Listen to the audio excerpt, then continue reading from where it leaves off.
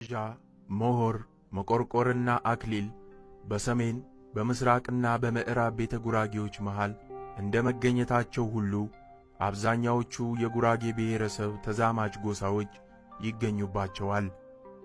ይኸውም እዣ ውስጥ የሚገኙት ጎሳዎች አብዛኛዎቹ ቸሃ፣ ጎማረ፣ ስልጤ፣ አሊቾ፣ እኖርና ጌታ ውስጥ የሚገኙ ሲሆን የመቆርቆር ጎሳዎች ደግሞ ወለኔ ገደባኖ ውስጥ ይገኛሉ።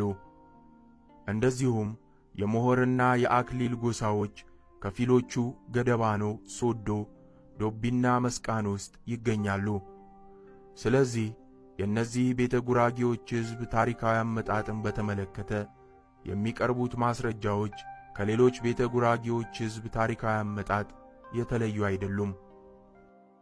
ይኸውም ከሰሜን ነገዶች በተለያዩ ጊዜያት ወደ ጉራጌ ከመጡት የአዝማች ስብሃትና የተከታዮቻቸው እንደዚሁም የአጼ ዘርዓ ያዕቆብና የተከታዮቻቸው ዝርያዎች በስፋት ተሰራጭተው ይገኛሉ። ከፍ ሲል የተዘረዘሩት ጎሳዎች ከፊሎቹ የእነዚህ የሰሜን ነገድ ዝርያዎች ናቸው። ለምሳሌ የሞሆሩ ውድማጠረ የተባለው ጎሳ አባላት በሙሉ የአዝማች ስብሃት ዘሮች ናቸው። ይኸውም ውድማጠረ በመባል ይታወቅ የነበረው ሰው አዝማች ስብሃት አራተኛ አያቱ ነበሩ። ስለዚህ ዛሬ ውድማጠረ ነኝ የሚለው በሙሉ የአዝማች ስብሃት ዘር መሆኑ ነው በማለት አቶ አጃሞ ፈረጃ ያስረዳሉ። ይህ ጎሳ በስልጢ፣ በሶዶ፣ በመስቃን፣ በጨቦና በእንደጋኝ ውስጥ ይገኛል።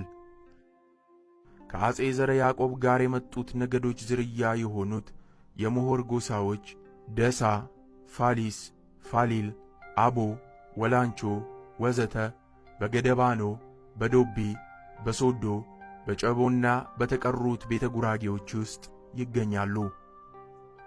አክሊል ውስጥ የሚገኙት ዳረጎት፣ እጨወገራ፣ ደንገዝ፣ ተንፈቤን በአጼ ዘርዓ ያዕቆብ ዘመነ መንግሥት ወደ አካባቢ የመጡ ነገዶች ዝርያዎች ናቸው።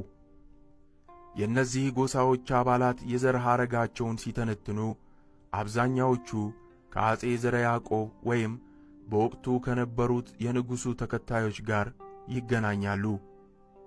የእነዚህ ጎሳዎች አባላት በኮኪር፣ በሶዶ፣ በመስቃንና በዶቢ እንዲሁም በሌሎች ቤተ ጉራጌዎች ውስጥ ተሰራጭተው ይገኛሉ።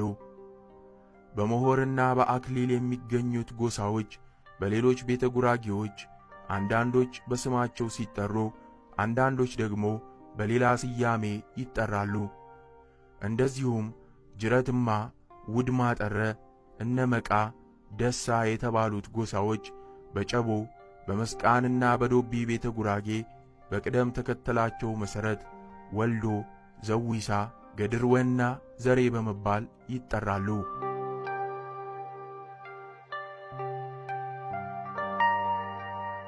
አብዛኛዎቹ የሞሆር የአክሊልና የእዣ ጎሳዎች በሌሎች ቤተ ጉራጌዎች ውስጥ ከመገኘታቸውም በተጨማሪ በአመያ፣ በወሊሶና በጨቦ በስፋት ተሰራጭተው ይገኛሉ።